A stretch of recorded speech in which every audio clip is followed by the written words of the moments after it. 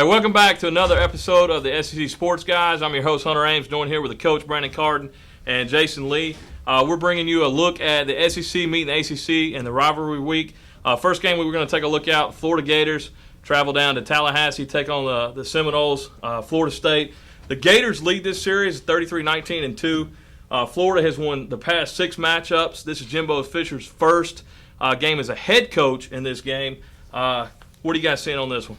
Well, I see that Florida's going to come out and try to establish the game with their running the ball, throwing the ball, what they can do on their offense. But I think in the end, Florida State's going to have a little bit too much. Florida's got the senior leaders on the offense, and quarterback's been there for a while. Ponder, he's top notch as it comes, just about, especially for the ACC. I think it's just going to be too much Florida State.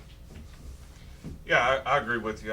Florida State is ranked 17th nationally on defense, only giving up 18 points a game. That's where Florida has struggled, is offensively, moving the ball. I think they're going to have a hard time moving the ball. I see a low-scoring game. I've got Florida State 28-17 over Florida. Good.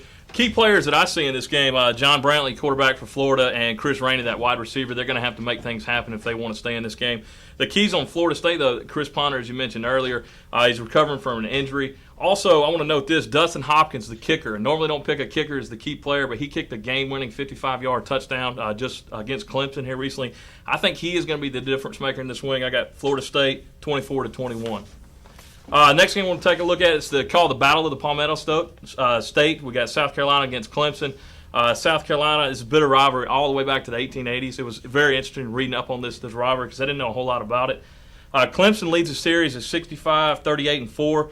Last year, South Carolina upset number 15 Clemson. You guys remember that? C.J. Spiller, Heisman hopeful. They shut him down to just 18 yards.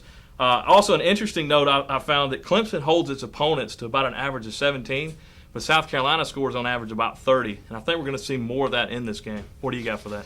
Well, I'm looking at this game as, these two teams, they split the last 4 meetings, of course. But I'm looking at a Clemson team who's not been talked about. We really hadn't heard of Clemson since the Auburn game. And if you remember the Auburn-Clemson game, Clemson played Auburn very closely. And I'm looking at a running back Clemson's got that's just, I don't think that South Carolina's going to be able to stop him. I'm looking at right here, I got Clemson 38, South Carolina 35. Okay. Both teams have a very good running attack. They're getting a lot of yards rushing. As you said, Clemson hasn't been the same team since they played Auburn. That goes back to Kyle Parker. Kyle Parker has not been his best. He's going to have to step up. I think the key matchup here is the quarterbacks on both sides. If Garcia continues to do the things he's going to do, I've got South Carolina. If Kyle Parker can step up, get some passing yards there. This is a team that's only ranked 82nd in the country in passing yards. If they can improve on that a little bit, then I'm going to go with Clemson. In the end, I think this is a trap game for South Carolina. They beat Florida last week. They have punched their ticket to the SEC championship game.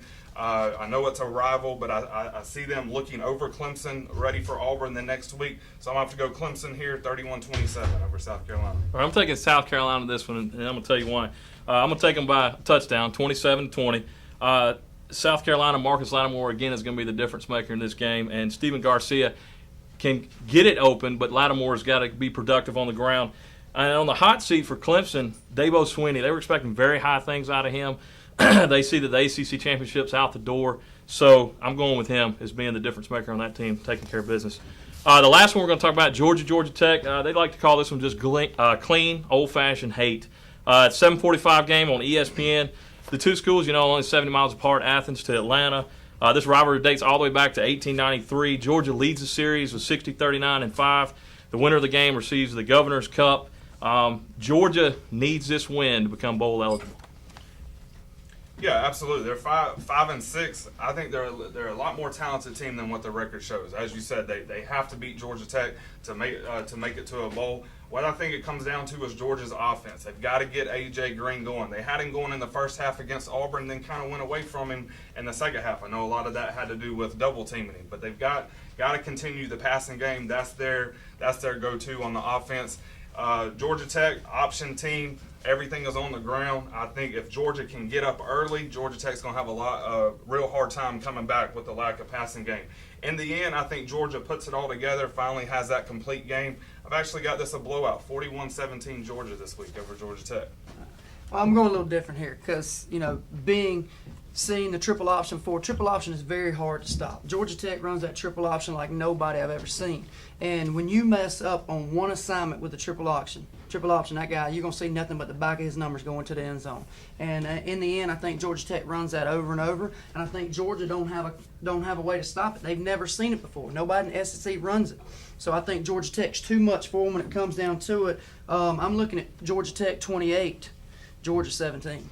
That's very interesting. They do run that triple option, and they are the number one team in the country in rushing. But I also found interesting they're dead last in the nation in passing. So that option has got to work. But it's going to be tough for them. Their quarterback, Josh Nesbitt, was injured just a week or so ago, broke his arm. There's a possibility he can play. We don't know. So we need to see Tevin Washington really step it up. I hope he's been paying attention in practice. And also, Georgia needs a huge day from Aaron Murray. Now that's a special kid right there. I'm sure Georgia hopes they can keep him around for a little bit longer. So, anyways, that's it for this episode of the Sports Guys. Jason Lee, Brandon Carden, Hunter Ames. We'll see you next time.